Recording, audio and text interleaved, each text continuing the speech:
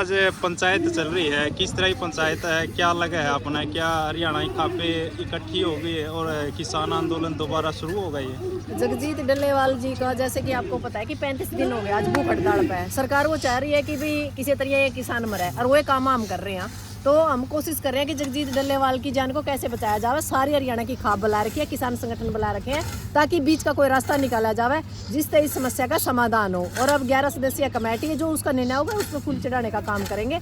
इसके अंदर ये कोशिश की गई है कि डल्लेवाल साहब का कम से कम पहले अमर अनशन तोड़ा जाए, MSP की लड़ाई बाद में लड़ी जाए। हरियाणा से खाप नेता गए हैं या फिर किसान? नहीं, खाप नेता भी किसान नेता भी साथ साथ है, क्योंकि मामला तो दोनों के बीच का रास्ता निकालना है ना, कि किसी तरह किसान संगठन इकट्ठे हो, खाप भी इकट्ठी हो, क्योंकि सारी समस्याओं का समाधान इकट्ठा होगा। हरियाणा और पंजाब एक है और इस एकता को बनाए रखने के लिए जो समस्याएं आ रही है उनका समाधान निकाल के बीच का कोई रास्ता निकाला जाए। खापे लगभग सभी है हरियाणा की, पंजाब से कुछ लोग, पंजाब की कुछ लोग हैं, पंजाब के कुछ संगठन है, हरियाणा के भी संगठन है। अब किस तरह उठो, मतलब काफी समय से खनौरी बॉर्डर की बात करा, समूह बॉर्डर की बात करा, किसान बैठे हैं, लेकिन अब कैसे उबार आया कि हरियाणा? नहीं, उबार का कारण ये है कि अब एक बात बताओ, अमर अनशन पर 35 दिन तक एक बुजुर्ग हमारा बैठा है। हमारे लिए जान बड़ी कीमती है, क्योंकि एक नेता बनाना बहुत बड़ी बात है और वो भी किसान नेता। और उस किसान नेता के साथ हमें लंबा चलना है, उसके अनुभव से हमें आगे की लड़ाइयाँ लड़नी है।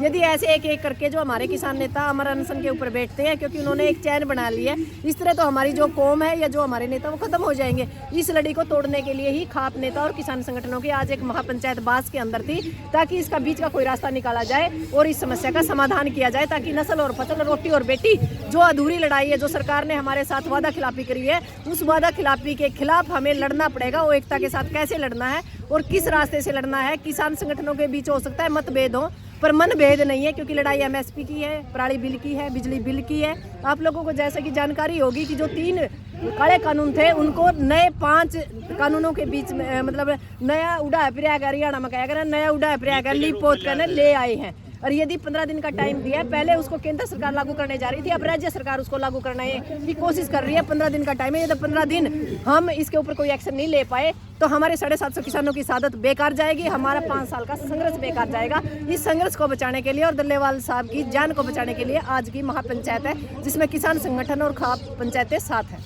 पहले कानून के रूप में थे, लेकिन अब नीति के रूप में वही कानून बताए जा रहे हैं। क्या लगा है, वही कानून है या कुछ फेरबदल? नहीं, फेरबदल नहीं है, बल्कि और गहरे कानून है। मतलब जो हमारी मंडियां आज है, इसके ऊपर टैक्स है, इसके बाहर प्राइवेट जो मंडियां हैं वो स्थापित करी जाएंगी, जिसमें किसान कुछ लोग कुछ पैसे के लोभ में बाहर जो है अपनी ये कह सकते हैं कि फसलें बेचेंगे। उसके बाद आपने भी पता है जो सरकारी मंडियां वो खत्म होंगी, हमारे साथ बिहार और यूपी जैसा ही माहौल होगा। इनका मतलब है कि किसान संगठनों को पूर्ण रूप से कैसे खत्म किया जाए, जो पूर्ण रूप से किसान को खत्म करने के लिए जो है सरकार रणनीति बना रही है, उस रणनीति को कैसे खत्म करना है, उसके लिए आज हम भी एक राजनीति को रणनीति से कैसे मारना है उसके ऊपर काम करने का काम करेंगे। 750 के करीब पहले साथ हो चुके, लेकिन अभी अमर अनशन पर बैठे थे। जी। कोई फर्क पड़ा सरकार पे? सरकार पड़ेगा नहीं, क्योंकि ना सरकार के पास रोटी है, ना सरकार के पास बेटी है, ना सरकार के पास किसानी है। तो हम ये चाह रहे हैं कि जो सरकार की रणनीति है, उसकी रणनीति को समझते हुए हमें अपनी रणनीति बनानी पड़ेगी, उसके बीच का कोई रास्ता निकालना पड़ेगा, जिससे हम अपनी नस्ल और फसल को बचा पाए। 4 तारीख की भी एक बड़ी महापंचायत, बिल्कुल, टुहाना के अंदर एक महापंचायत है, जो ये कह सकते हैं कि हरियाणा का जो संयुक्त मोर्चा है उसकी एक नरवाना के अंदर एक वो थी मीटिंग थी, उसके अंदर 4 तारीख की टुहाना की जो अनाज मंडी है उसके अंदर महापंचायत है, जिसमें पंजाब और हरियाणा की एक संयुक्त मीटिंग है। शायद वहां से कोई बड़ा आगाज हो और हो सकता है कि पार्ट 2 किसान आंदोलन चले, क्योंकि किसान आंदोलन को स्थगित किया गया था, खत्म नहीं किया गया था। सरकार ने जो हमारे साथ वादा खिलाफी की है उसके एवज में अब लड़ना हमारी मजबूरी है। क्या लगा पहले जैसा आंदोलन हो उसके जो पहले बिल्कुल होगा, बार बार होता है। हम तो उन कौमों से आते हैं जहाँ लगातार 100 साल भी लड़ सकते हैं, हमें हारना नहीं आता और लड़ना आता है। जोड़ना आसान होगा, जैसे बिल्कुल जोड़ना आसान होगा, क्योंकि मरता क्या ना करता। आज बात हमारी रोटी और बेटी पे है, नस्ल और फसल पे है। यहाँ शिक्षा, रोजगार और सुरक्षा की बात नहीं करी जाती इस देश के अंदर। इस देश के अंदर मंदिर की बात करी जाती है, धर्म की बात की जाती है, यहाँ हिंदू मुसलमान की बात की जाती है। जो विदेश है वहाँ बड़े बड़े ये कह सकते हैं कि सर्च, मतलब बड़ी बड़ी चीज़ें सर्च, जैसे कैंसर का आपने पता होगा रूस के अंदर कैंसर का इलाज निकाला गया है, पर हमारे वाले तो मस्जिद का नीचे मंदिर देखने लग रहे हैं। तो मंदिर देखने का टाइम नहीं है, मंदिर मस्जिद को छोड़ो और आज देश के अंदर रोजगार, शिक्षा और स्वास्थ्य के ऊपर काम करो। जो किसान के विरुद्ध नीतियां बनी हैं उनको खत्म करो और किसान और मजदूर को संभालो, ताकि किसान और मजदूर इस देश को खुशहाल बना सके। सारी तो बात होगी। नहीं रह गई मैम, राजनीतिक और गैर राजनीतिक आंदोलन चला हुआ है, क्या कहना आपका इसके ऊपर? सारे किसान हैं भाई, राजनीतिक और राजनीतिक क्या हुआ है आप बता दो वो चीज। नहीं, गैर राजनीतिक का जो धरना चल रहा है, क्या कोई मानना धरना नहीं है, ये सारे किसान है, एक जा किसान सकते। कौम की लड़ाई है तो सारे किसान साथी हैं सारे। ये राजनीतिक राजनीतिक कोई नहीं, जो वोट डाल रहे हैं वो सब राजनीति कर रहे हैं। आप भी पहुंचे धरना पे, लेकिन राजनीतिक में बोल रहे हैं हम गैर राजनीतिक राजनीति लोग हैं। ये कुछ हो रहे हैं, मन मटाव हो रहे हैं भाई। हर परिवार में, हर एक परिवार में भी हो जाओ, गांव में भी हो जाओ, शहर में भी हो जाओ, कुछ मन मटाव है इस भाईचारे के बीच में। और जो बातचीत चल रही है यही मन मटाव खत्म करने के लिए ये पंचायत है आज। तो क्या लगा है, रूपरेखा पहले जैसी बनेगी, वही तार बनेगी आंदोलन की? जरूर बनेगी भाई, क्यों नहीं बनेगी। हमारी फसल और नस्ल की लड़ाई है तो ये रूपरेखा जरूर बनेगी। अच्छा, आज पंचायत है ये, आप रोहतक से हो? जी हाँ। तो रोहतक से जो खाप पंचायत है सारी पहुंच रही है? जी, हमारी सारी खापे पंचायत पहुंच रही है। हम एक बस 21 गाड़ियाँ अपने साथ लेकर यहाँ पर पहुँचे।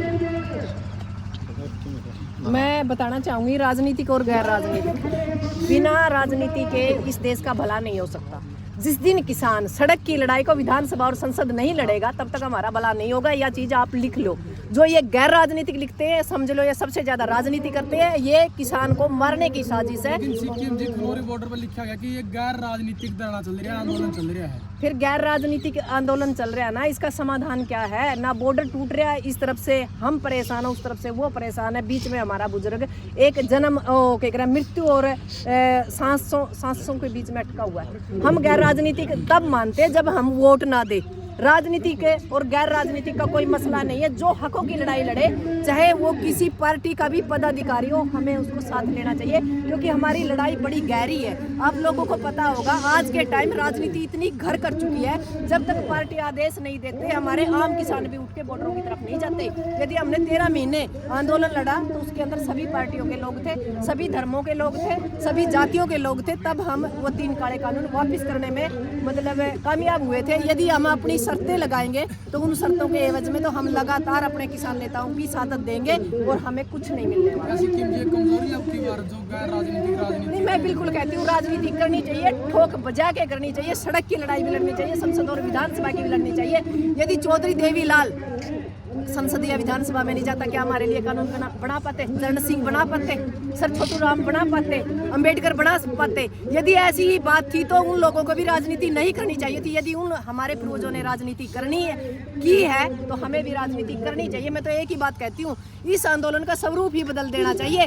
पहले हमें गाँव के अंदर जाकर लोगों को जागरूक करना चाहिए कि वोट हमें कैसे देना है, किस तरह देना और किसको देना है। हमारे बीच के लोगों को संसद और विधानसभा भेजना चाहिए, ताकि घर की भाई काका लिखनिया, क्योंकि आज हमारे पास ना सामाजिक नेता है ना राजनीतिक नेता है, जिसका नुकसान लगातार हम सादतें दे रहे हैं और सड़क पर लड़ रहे हैं और हमारे हाथ में कुछ भी नहीं है। मन मुटाव की बात है जी, लेकिन कई नेता है जो टारगेट करे जाए, जो किसान नेता है, मतलब किस तरह कहना चाहोगे? जैसे घर परिवार है, इसमें छोटी मोटी बातें होती है। टारगेट का मतलब क्या होता है कि जैसे पार्टियों के अंदर एक संगठन होता है या एक झंडा होता है, ऐसे ही हमारे किसान नेताओं के अंदर भी झंडे बड़े हो गए हैं और आम आदमी छोटे रह गए। जो हमारे मुद्दे हैं वो बोने रह गए हैं। मैं तो एक ही बात कहती हूँ, सारे किसान संगठन चाहे 1000 हैं, 1000 और बना लो, पर तिरंगा के नीचे लगाया करना, एक तिरंगा के लिए लड़ो। अपने झंडों के लिए ना तो पार्टियों को लड़ना चाहिए और ना किसान संगठनों को लड़ना चाहिए। वो पार्टियां कहाँ गई जो ये कह रही थी कि हम सरकार बनाएंगे? आज क्यों नहीं लड़ रही किसान नेताओं के साथ मिलके? वो सिर्फ किसानों का इस्तेमाल करना जान रही है और हम लगातार लड़ रहे हैं। इसका नुकसान लगातार हमारे समाज को हो रहा है। धन्यवाद।